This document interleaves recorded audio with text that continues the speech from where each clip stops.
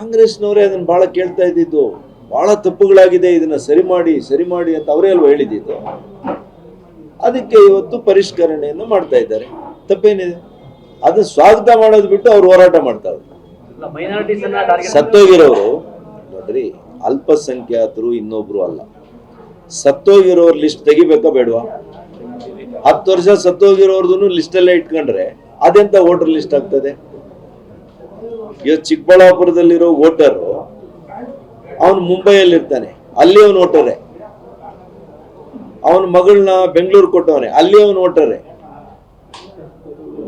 ಸಾಧ್ಯ ಆದ್ರೆ ಒಂದೇ ದಿವಸದಲ್ಲಿ 2 ಕಡೆ ಹೋಗ್ಬೇಕಿದ್ರೆ ವೋಟ್ ಮಾಡ್ತಾನೆ. ಇಂಥವು ಇರ್ಬೇಕಾ? ಡ್ಯೂಪ್ಲಿಕೇಶನ್ ಇರ್ಬೇಕಾ? ಡ್ಯೂಪ್ಲಿಕೇಶನ್ ತೆಗಿಬೇಕಾ ಬೇಡವಾ? ಬಾಂಗ್ಲಾದೇಶದ ಮೂಲದಿಂದ ಬಂದಿರೋರು ಇಲ್ಲಿ ನಮ್ಮ ಪ್ರಜೆಗಳಾಗ್ಲಿಕ್ಕೆ ಸಾಧ್ಯನಾ? ಅವ್ರು ವೋಟ್ ಹಾಕ್ಬೇಕಾ? ಅವ್ರು ವೋಟರ್ಸ?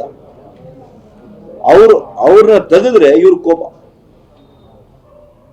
ಇವತ್ತು ನಿಮ್ಗೆ ಗೊತ್ತಿರ್ಲಿ, ವೆಸ್ಟ್ ಬೆಂಗಾಲ್ ಎಷ್ಟು ಡೇಂಜರಸ್ ಆಗಿದೆ ನಿಮ್ಗೆ ಗೊತ್ತಿಲ್ಲ. ನೇರವಾಗಿ ಗೇಟ್ ವೇ ತೆಗೆದು ಬಿಟ್ಟಿದಾರ್ರಿ ವೆಸ್ಟ್ ಬೆಂಗಾಲ್.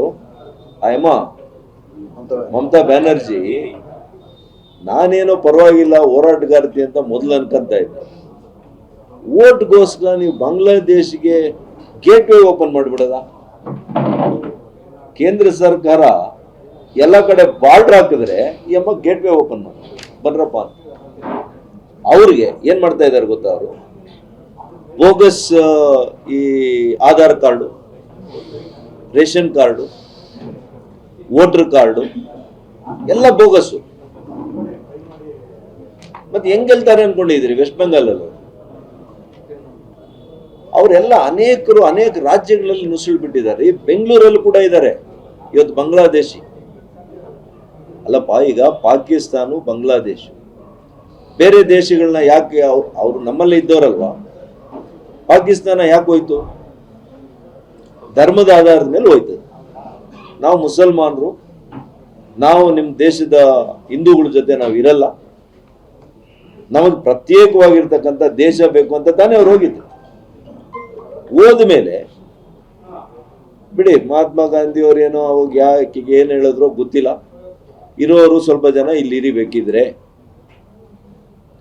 ನಮ್ದು ಸೆಕ್ಯುಲರ್ ದೇಶ, ಜಾತ್ಯತೀತವಾಗಿ ನಾವು ಇರೋಣ ಭಾರತದಲ್ಲಿ ಅಂತಂದ್ರು. ಹಾಗಾಗಿ ಕೆಲವರು ಇಲ್ಲೇ ಉಳ್ಕೊಂಡ್ರು. 7 ಕೋಟಿನೋ 6 ಕೋಟಿನೋ ಎಷ್ಟೋ ಉಳ್ಕೊಂಡ್ರು. ಈಗ 25 ಕೋಟಿ ಆಗಿದ್ದಾರೆ. 6 ಕೋಟಿ ಅಂತ ಅನ್ಸುತ್ತೆ ಅಲ್ವಾ? 6 ಕೋಟಿ ಇದ್ರಿ ಇಲ್ಲಿ ಅಲ್ಪಸಂಖ್ಯಾತರು ಮುಸ್ಲಿಮರು. ಇವತ್ತು 25 ಕೋಟಿ ಆಗಿದೆ. ಅಲ್ಲಿ ಪಾಕಿಸ್ತಾನದಲ್ಲಿ ನಮ್ಮ ಹಿಂದೂಗಳನ್ನ 95% ತೆಗೆದು ಆಚೆಗೆ ಹಾಕ್ಬಿಟ್ಟು ಎಷ್ಟು ಜನ ಕೊಲೆ ಆದ್ರು ಗೊತ್ತಾ ನಿಮಗೆ? ಕಗ್ಗೊಲೆ ಆದ್ರು ಗೊತ್ತಾ? ಎಷ್ಟು ಜನ ಮಾನಭಂಗ ಮಾಡಿದ್ರು ಗೊತ್ತಾ ಹೆಣ್ಮಕ್ಳನ್ನ? ಮತ್ತು ಬಲಾತ್ಕಾರವಾಗಿ ಅವ್ರಿಗೆ ಮತಾಂತರ ಮಾಡಿದ್ರು. ನೀವು ಪಾಕಿಸ್ತಾನದಲ್ಲಿ ಉಳಿಬೇಕು ಅಂದ್ರೆ ಹಿಂದೂಗಳು ನೀವು ಮುಸಲ್ಮಾನರಾಗಿ ಕನ್ವರ್ಟ್ ಆಗ್ಬೇಕು. ಇದು ಸತ್ಯ ರೀ ನಾನು ಹೇಳೋದು.